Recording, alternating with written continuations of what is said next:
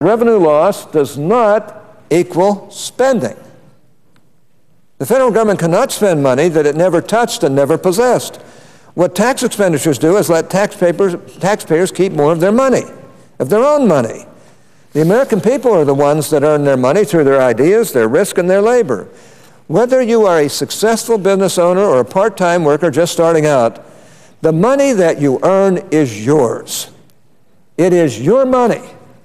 And only by your consent is the government permitted to take some of it in taxation to pay for certain public goods.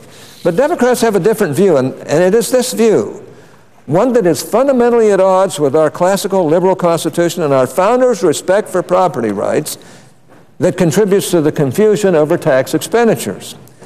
Liberals think that all of the money that you earn belongs to the government. You have no independent right to the fruit of your own labors, because only by dint of big government are you ever able to make something of yourself. This view is foreign to most Americans, Republicans or Democrats. It is a view that Alexander Hamilton and Benjamin Franklin and Abraham Lincoln would take issue with.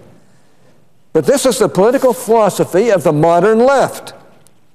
So when you hear tax hike proponents come to the Senate floor and say, we're giving these businesses and individuals all this money in tax expenditures, they are incorrectly assuming that the government has that money to give in the first place. The government does not have this money to give. That money belongs first to the people that earn it, those businesses and individuals that are American taxpayers. There are critical differences between spending and tax expenditures. For one thing, the government never touches the money that a taxpayer keeps due to benefiting from a tax expenditure, whereas with spending, the government actually collects money from the taxpayers and then it spends it.